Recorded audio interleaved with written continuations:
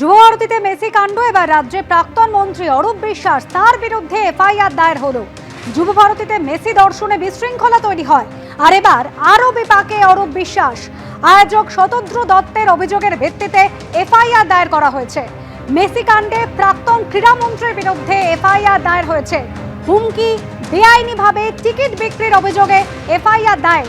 চাপ দিয়ে টাকা নেওয়ার অভিযোগে অরূপ বিশ্বাসের বিরুদ্ধে এফআইআর।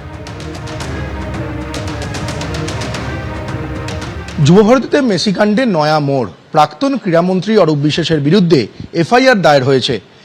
শতদ্রু দত্ত, যিনি আয়োজক ছিলেন, শতদ্রু দত্তের অভিযোগের ভিত্তিতেই অরূপ বিশ্বাসের বিরুদ্ধে এফআইআর হয়েছে। মেজর অভিযোগ হলো বেসিক্যালি উনি আমার থেকে এক্সটর্ট করে অনেক থ্রেটেন করে অনেক টিকিট নিয়েছিলেন, প্রায় 22,000-এর প্লাস উনি টিকিট নিয়েছিলেন।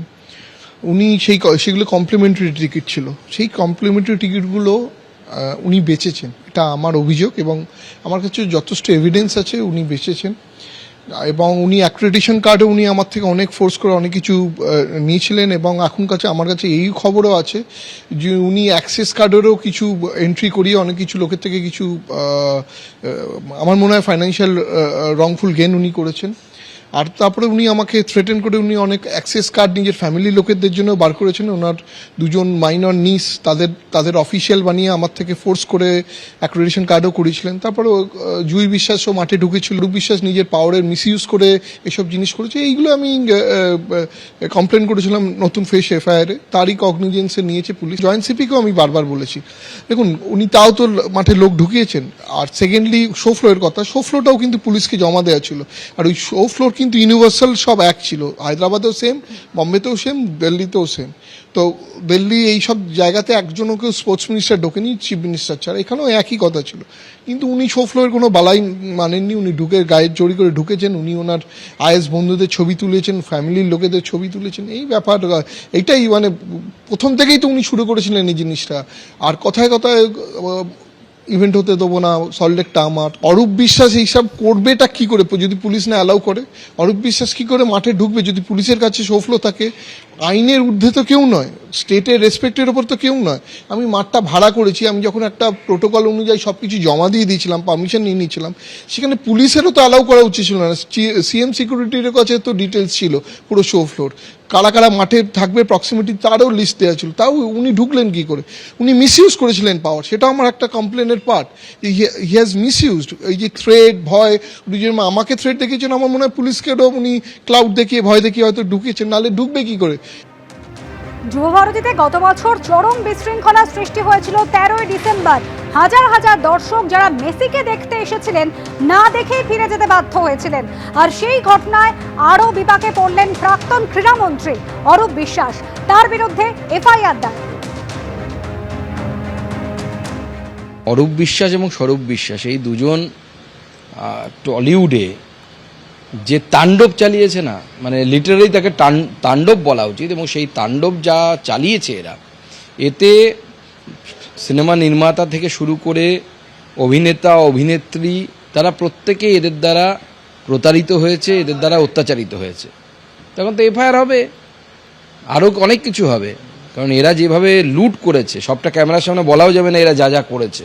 সবাই জানে, টলিউড পাড়াতে কান পাতলে পরে শোনা যায়, সবাই জানে যে এরা কী করতেন এবং কোথায় কি পাঠাতেন, কোথায় কি করতেন, সব আমরা জানি। এবং যেভাবে এক্সপ্লয়টেশন হয়েছে, সেই এক্সপ্লয়টেশনের হিসেবে থেকে দিতে হবে। গ্রেপ্তার 3 জন প্রাক্তন তৃণমূল বিধায়ক। প্রয়াগরাজে গ্রেপ্তার বর্ধমান দক্ষিণে প্রাক্তন তৃণমূল বিধায়ক খোকন দাস। ধৃত পূর্বস্থলী উত্তরের তৃণমূলের প্রাক্তন বিধায়ক তপন চট্টোপাধ্যায়। জালে চুঁচুড়ার প্রাক্তন তৃণমূল বিধায়ক অসিত মজুমদার।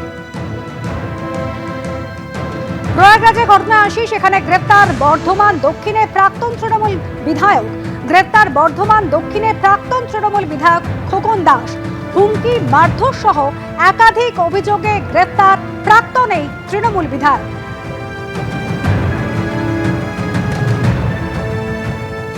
আর এবার পূর্বস্থলী, বাড়ি থেকে উদ্ধার হয়েছে প্রচুর ত্রাণ সামগ্রী। পূর্বস্থলীতে গ্রেপ্তার প্রাক্তন তৃণমূল বিধায়ক। গ্রেপ্তার পূর্বস্থলী উত্তরের তৃণমূলের প্রাক্তন বিধায়ক তপন চট্টোপাধ্যায়। তাকে সঙ্গে নিয়ে তল্লাশি চালায় পুলিশ এবং পূর্বস্থলীতে এই তৃণমূল নেতার বাড়ি থেকে উদ্ধার হয়েছে ত্রাণ সামগ্রী। তৃণমূলে প্রাক্তন বিধায়কের বাড়ি থেকে উদ্ধার ত্রিপল এবং ফুটবল। তপন চট্টোপাধ্যায়কে ঘিরে চোর চোর স্লোগান স্থানীয়দের।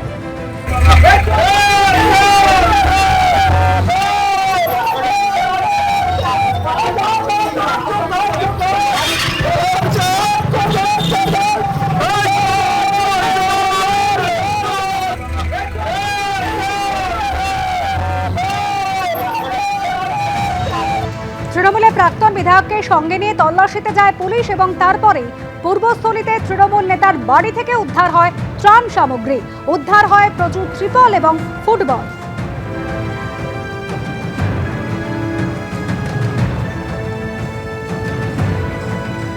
তৃণমূলের প্রাক্তন বিধায়ক তপন চট্টোপাধ্যায়ের বাড়িতে এই সময় দেখা যাচ্ছে সেখানে তল্লাশি চলছে, কেন্দ্রীয় বাহিনী রয়েছে, পূর্বস্থলী থানার পুলিশ, সেখান থেকে দেখা যাচ্ছে যে প্রচুর ত্রাণ সামগ্রী উদ্ধার করছে। একবারে তিরপল সেই ছবি দেখাবো যে তার যে বাড়ি সেই বাড়ির ভিতর থেকে কিন্তু এইভাবে একের পর এক তিরপল সেগুলো কিন্তু দেখা যাচ্ছে। এবং একটু ক্যামেরা পার্সনকে বলবো দেখানোর জন্য যে আমরা দেখতে পাচ্ছি তপন চট্টোপাধ্যায় তিনিও কিন্তু বসে রয়েছেন এবং তার সামনেই কিন্তু এইভাবে একের পর এক তিরপল নিয়ে যাওয়া হচ্ছে। ত্রাণ সামগ্রী পাঠিয়েছিল প্রশাসন, রাজ্য সরকার পাঠিয়েছিল, সেই সময়ে প্রাক্তন বিধায়ক তপন চট্টোপাধ্যায়কে পাঠিয়েছিল, সেই সময় তিনি বিধায়ক ছিলেন এবং সেগুলো এখানে পাঠানো হয়েছে। এবং এখানেই প্রশ্ন উঠছে যে এত তিরপল কিভাবে তার বাড়িতে মজুত হয়েছে, সেই প্রশ্ন কিন্তু ইতিমধ্যেই উঠতে শুরু করেছে। প্রথমে তার বাড়ি থেকে একাধিক এরকম ত্রাণ সামগ্রী উদ্ধার হয়, পূর্বস্থলী থানায় নিয়ে যায়, সেখানে জিজ্ঞাসাবাদের পর জানতে পারে তার বাড়ির ভেতরে আরেকটা ঘরের মধ্যে এগুলো লোকানো রয়েছে এবং এর পরেই পুলিশ এসে সেখানে তল্লাশি চালাচ্ছে। সেই ছবি দেখাবো, পূর্বস্থলী থানা পুলিশ যেমন রয়েছে, একেবারে কেন্দ্রীয় বাহিনী সেখানে ঘিরে রয়েছে পুরো বাড়ি এবং এই জিনিসপত্র উদ্ধার করা হচ্ছে। ইতিমধ্যে সিজার লিস্ট তৈরি করা হচ্ছে, কি কি পাওয়া গিয়েছে সেটাও কিন্তু সিজার লিস্ট তৈরি করা হচ্ছে এবং আরও কিছু আছে নাকি সেটাও জানার চেষ্টা করা হচ্ছে। রানা দাস, এবিপি আনন্দ, পূর্ব বর্ধমান। আর তৃণমূলে প্রার্থী তালিকার নাম না থাকায় আগেই ক্ষোভ উগরে দিয়েছিলেন। তৃণমূলে ভরাডুবির পর 6ই মে পুজো দিয়েছিলেন পূর্বস্থলী উত্তরের প্রাক্তন বিধায়ক তপন চট্টোপাধ্যায়। 3টি পাঠা নিয়ে যান মন্দিরে, সেগুলির গলায় ঝোলানো ছিল কাগজ আর তাতে লেখা ছিল স্বপন দেবনাথ, রবীন্দ্রনাথ চট্টোপাধ্যায় এবং অরূপ বিশ্বাসের নাম।